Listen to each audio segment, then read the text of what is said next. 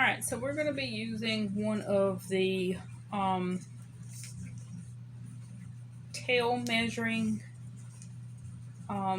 boards for cutting and for measuring and cutting your tails for reefs, and Floral Satin number 9 to make outdoor bows. So I ordered a bow making machine. It is not the commercial bow making machine. It's kind of in between, but having the room to set it up and be able to secure it to a structure so that I could work with it in my small shop can be problematic from time to time. So looking for a way to make the bows relatively quick without having to drag out the bow making machine.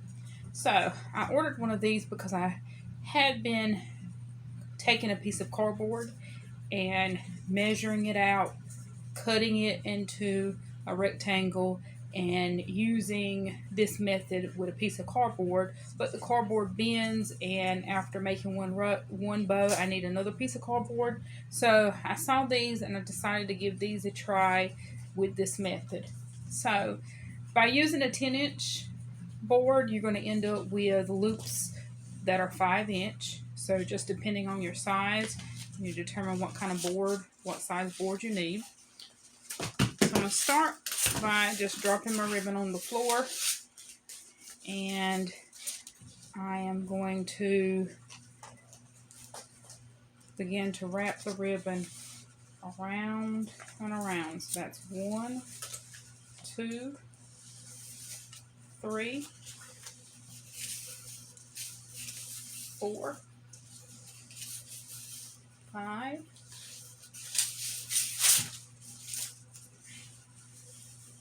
6, 7, 8. You want to make sure you do a full rotation. You're counting on full rotation. 9,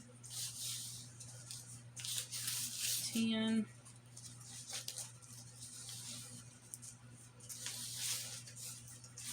11, 12. I'm going to go to 13. Alright, and then I'm going to cut. Alright, and so I'm going to add another tail. So I'm just going to just lay it against my board and kind of eyeball it. I want it around 10 inches on each side. Alright, so I'm going to just lay that to the side. And you want to pull out your board, leaving your loops intact. Alright, so you have this. Alright, and we want to fold in half. Alright, now there's 2 ways to do this. Once I have folded in half, I can take my scissors and I can make a cut on either side. You want to leave just a little bit intact in the center. Alright, so that you don't cut all the way through. So to help me not cut all the way through, I like to leave it folded. Take my scissors and I'm going to cut at a diagonal.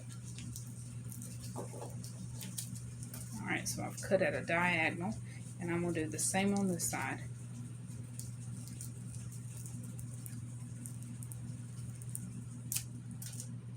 Alright, and so I've left just a little bit in the center. I'm going to open it back out. Alright, now I have my tail, my ribbon tail. Now I'm going to halfway through, just make a little indentation so that your wire can fit through it as well. Take your ribbon. I'm going to go down the center. Pull it as tight as possible. And you want to twist.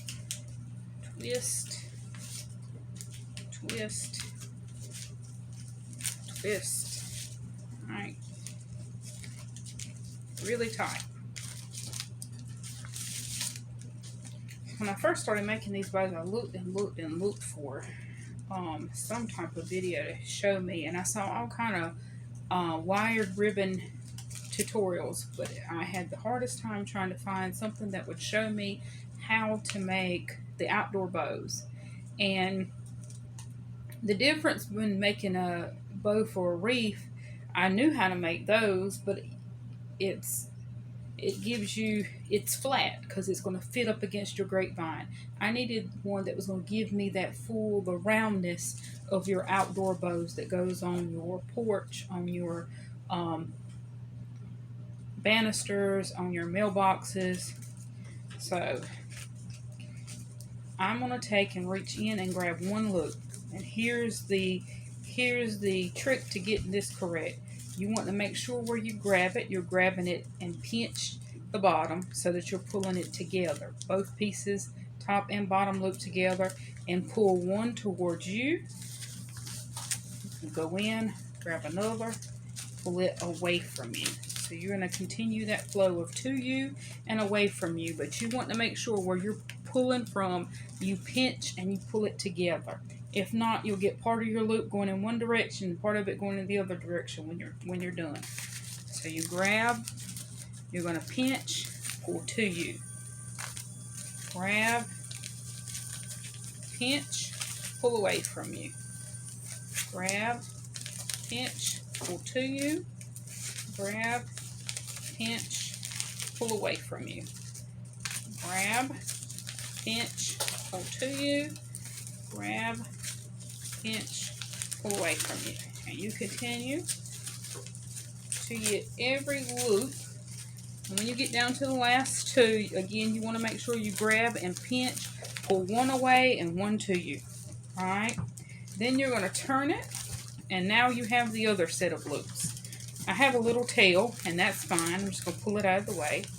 Grab, pinch, pull to you.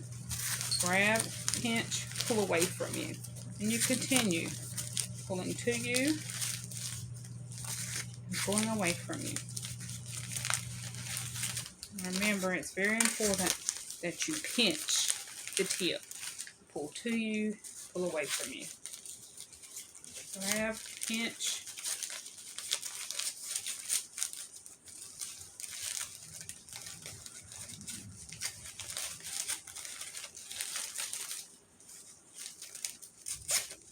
It gets a little more difficult as your bow fills out, but you want to make sure you're pinching both sides and continue that flow to you and away from you.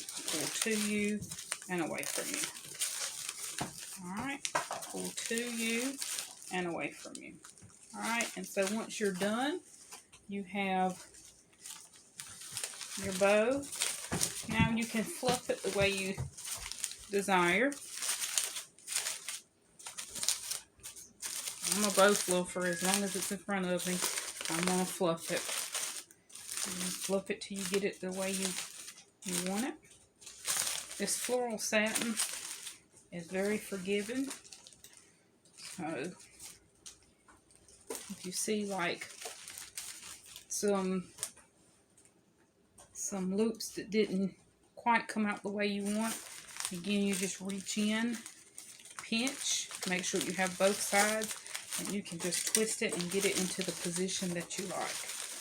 Alright, and I did 13 loops, or I did 13 rotations, which should have given me a total of 26. You can do more, or you can do less. Of course, with more, your bow's going to be full, and with less, you have that light, airy bow. That's left up to your preference. Alright, and so again, I'll attach a link below to where you can order these. It was on Etsy. At the time I ordered them, they were actually on sale. Makes making outdoor bows quick and easy.